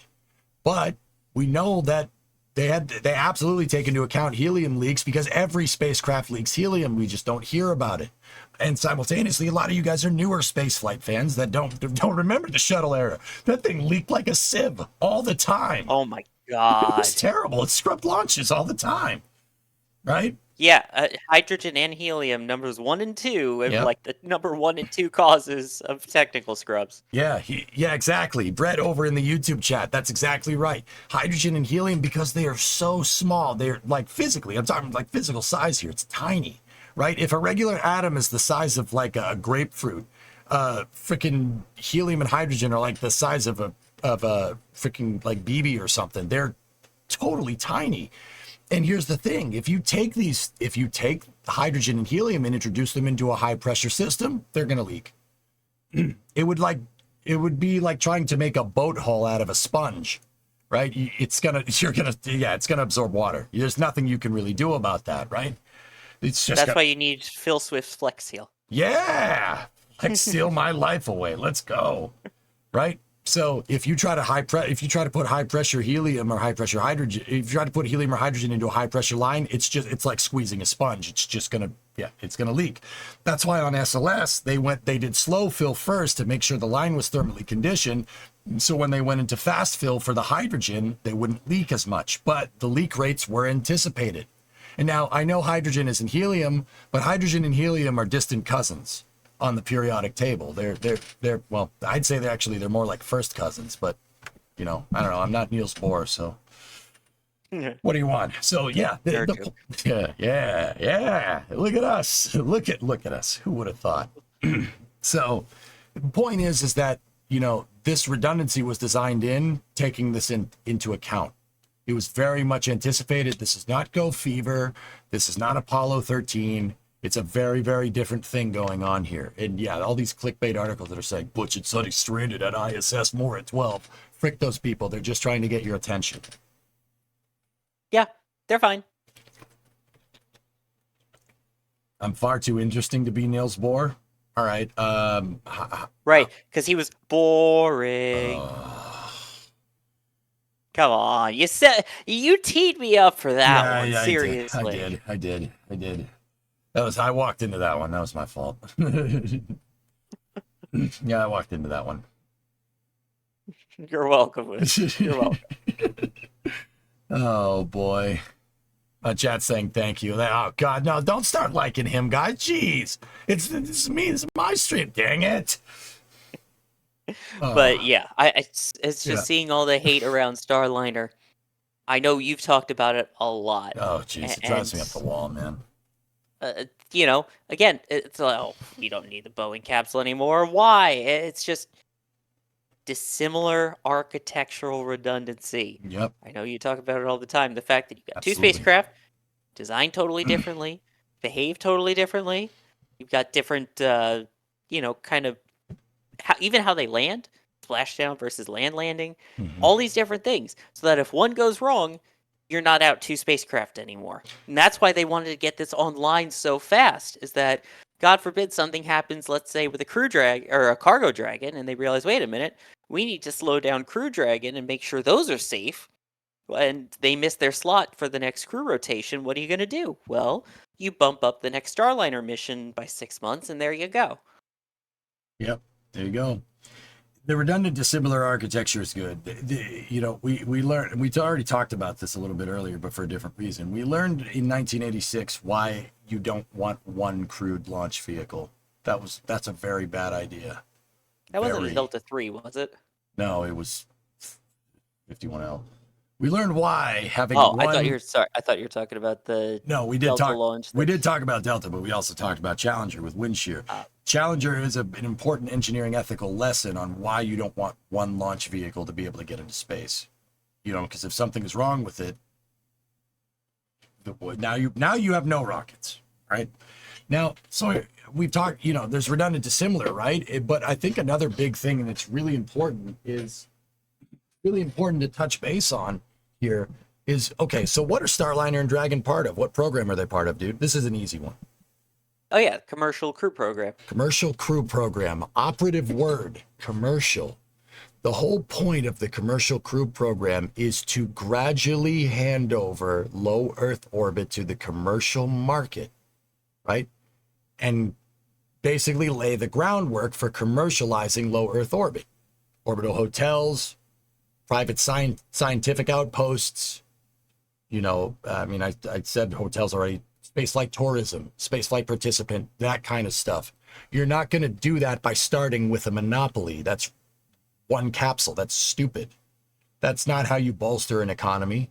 You need to start with some competition. NASA has to be the proverbial dungeon master here, and Falcon 9 and Dragon and Atlas 5 and Starliner are your characters, right? Hopefully, we don't see any. Hopefully, we all get all nat 20s today. Yeah, D&D references here on combustion byproducts. There you go. You got to start with. Yeah, you're not wrong. You got to start with something. You have to have something to start bolstering that competition. This is so ridiculously important. And if we cast our mind back 100 years ago, this is exactly how Boeing, Lockheed, Northrop, this is exactly how they got their start, because the US government wanted a way to move the mail around faster. So they contracted these aerospace companies to build big 4-engine clippers to be able to move the mail over long distances. The Clipper program gradually made it so basically provided the seed money to build long-range aircraft. Those long-range aircraft eventually, found their way into the military, and I'm pretty sure those were pretty useful during World War II. I'm pretty sure those are pretty damn useful. Yeah, the technology from that totally didn't end up making it into the planes that we all fly on today. Bingo. Exactly. Those bombers, they made longer and long-range bombers that got us stuff like pressurized cabins. Right, the B-29 was the first plane to use a pressurized cabin to fly at higher altitudes. Basically, not NASA, basically the U.S. government started kicking the snowball down the hill and it turned into an avalanche. All that bomber development from World War II got bolstered into the commercial airline industry, starting with the de Havilland Comet and then the 707, the DC-8, Convair 880, Convair 990, and that just spiraled out of control to get our modern aviation industry that we have today. We want that in space, and that starts with competition. You have to start somewhere. Competition is what's going to bolster the market in the long term. Do you guys want to take a vacation into space in 20 years? I do. That'd be pretty sweet. I don't know about you, Sawyer. Be a pretty good idea.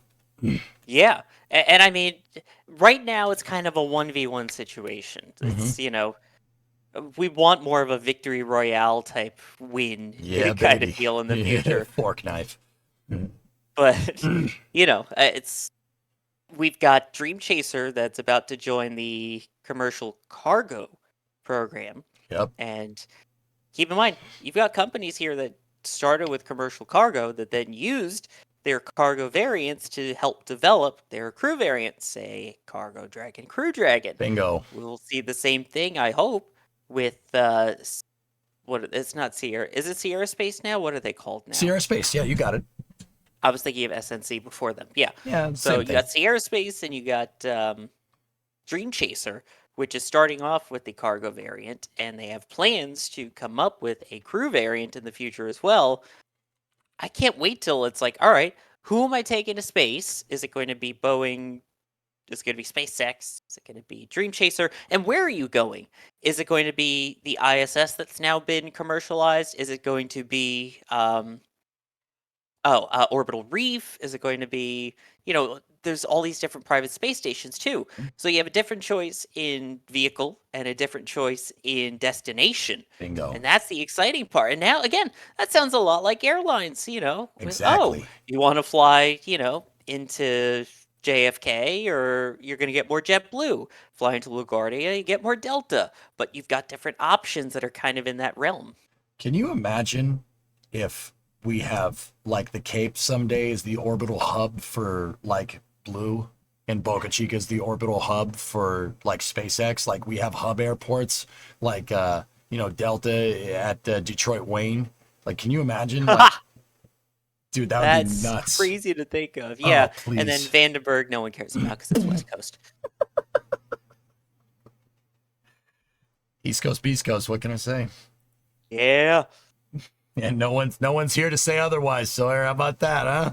I love it. Yeah, watch like Vegas Airport, and you're going to be launching rockets alongside 20 versions of the Sphere. Dude, how about in the future we just put the Sphere in space and make that a gigantic orbital casino? How about no? I like my stars. The Sphere is kind of a star. We could make it look like the night sky. That'd be awesome. Yeah, I'm sure all the people doing astronomy would love that. So they mad. already love Starlink. What's the problem with adding that? They'd be so pissed. So freaking bright. I mean, the old lore that what will end up happening. The goal was, they were saying that the Ruskies and the Reds were going to go to the moon and paint it red so that when you look up at the night sky, you know who got there first. And then if that was the case, the U.S. would go up with white paint and put the Coca-Cola logo on it. That's what's going to happen here. You're going to end up with the Sphere in space, and you're going to have random Coca-Cola advertisements orbiting overhead of like, oh, beautiful day with the sun. No, I don't want to drink Coke. I don't want that. But then again, we do see planes towing advertisements around, and everybody's cool with that, Well, yeah, because they go away, but it's like, we're used to planes in the sky. And yes, we're getting more used to satellites in the sky, but they're tiny. We're not talking a concert venue, casino type deal with a face that stares at your airplane as you come into land, which is really creepy. I mean, Sphere's cool. It is weird, dude. I drove by that thing before they turned it on, and even just this big dark orb, I was just like, wait, what is that? What's going on here? I just got tickets for my dad's birthday to go see the Eagles when they're at the Sphere, so this is going to be weird seeing it for the first time. But yeah, it's kind of creepy. And as is, you got all these tiny little satellites that, if you look at any long duration astronomy photography, comes up quite obvious. Yep, a little streaky. Hey, Stellar, thanks for the year resub, dude. How you doing? Big glowing ball would be a little weird. Yeah, whatever. Oh yeah. We need that, Linfrod. Those O'Neill cylinders. That's what, dude. You guys got to remember, that's Blue's stated goal. SpaceX's stated goal is going out to Mars. Blue's stated goal is to build O'Neill cylinders and provide the logistical avenue to do that. And you know what, man? You could say whatever you want about the guy that's running the show over there. I mean, not the CEO, the guy that, let's just say, the principal stakeholder of Blue Origin, right? You could say whatever you want about that guy. He's pretty good at logistics.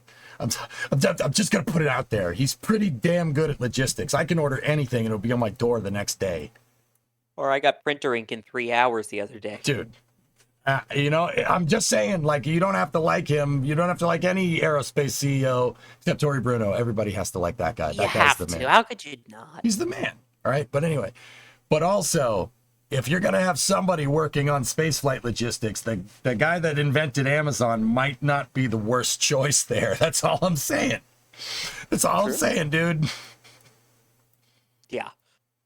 By the way, I do have to point out with Tory Bruno, I mean, after all the scrubs and stuff, my dad was a little less than happy with all the ULA stuff, but then after he got to see Tory Bruno in the press conferences and the whole thing with the tie cutting, yeah, his opinion changed.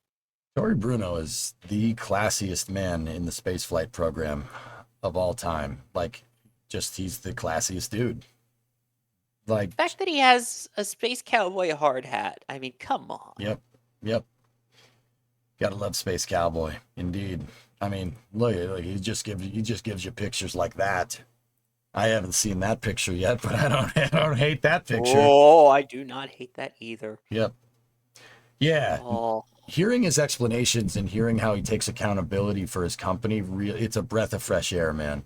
And I'm not saying that other aerospace CEOs don't do that. I'm just saying it's just in general, spaceflight notwithstanding, it's really, really, really, really refreshing to see somebody be like, "Yep, that's our beef. We're gonna fix it. And we're gonna make it work."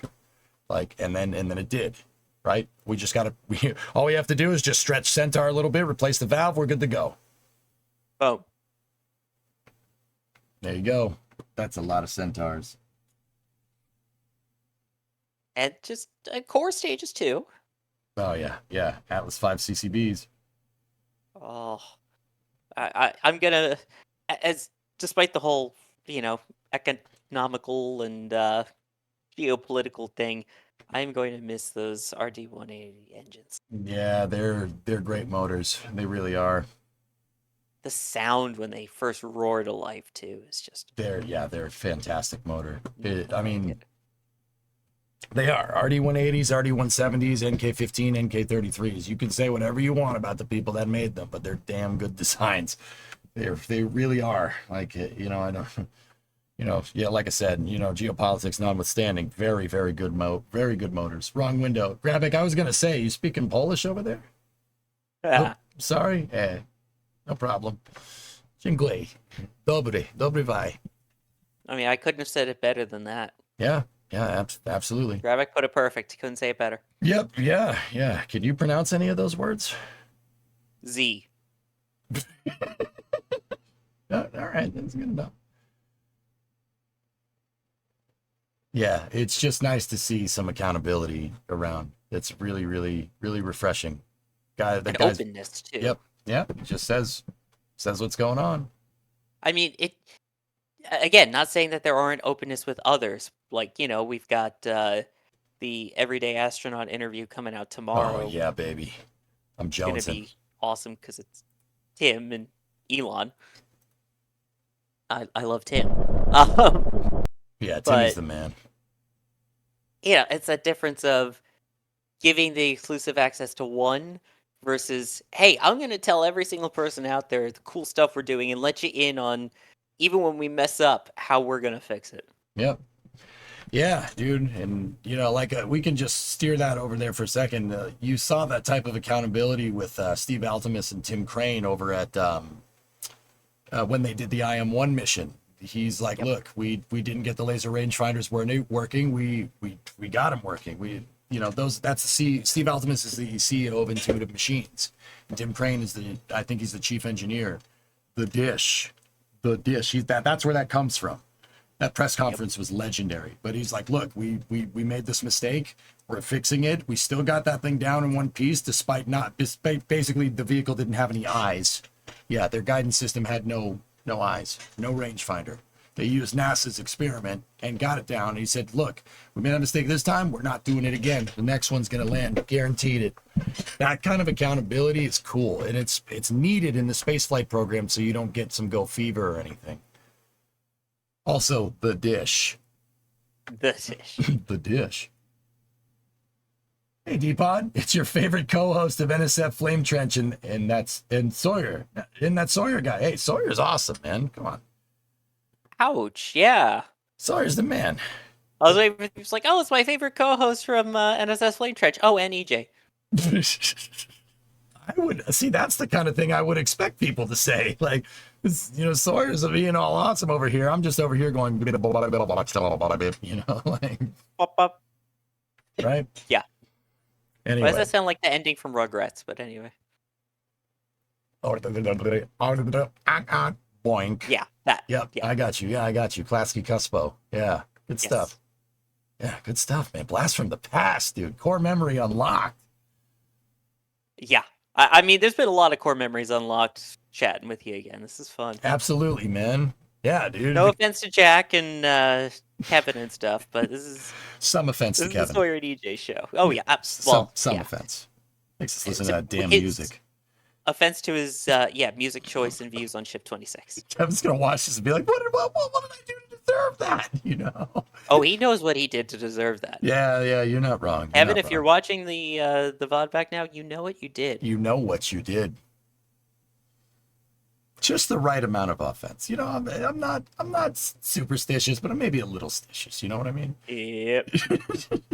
All right. Well, Sawyer, we're coming up here on 7:00. Yay. That went by. Yeah, dude, absolutely. That went by real quick. Yeah, you're not kidding. Yeah. Well, hey, talking space, that's what happens, That's what happens. Oh yeah. So, guys, we're gonna pack it in over here. That's gonna do it for combustion byproducts. Where all the remnants from the flame trench end up. With me, EJ, and as always, Mr. Sawyer Rosenstein over there. Yeah. Sawyer, any advice for chat before we head out? Don't eat yellow snow.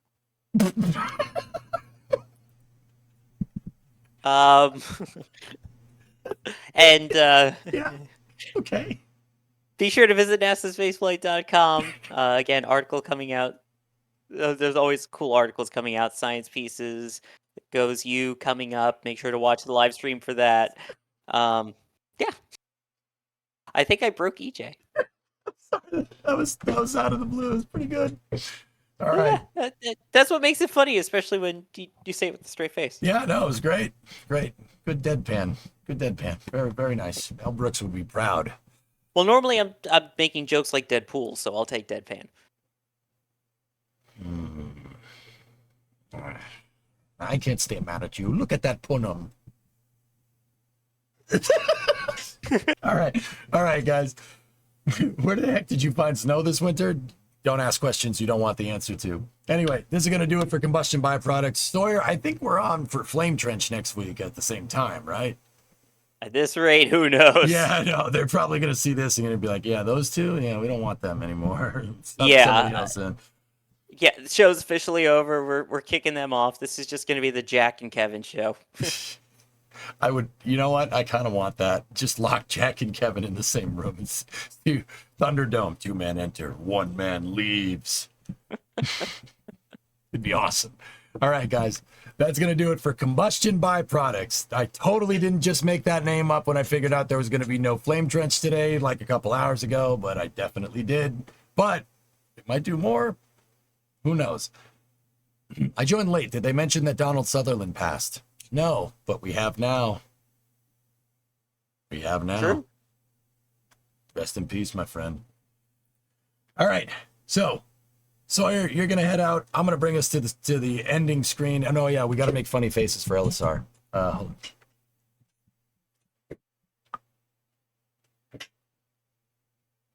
All right, cool. There we go. That was good enough. There's your gifts. And I can't rotate us. Sorry, I'm not that cool.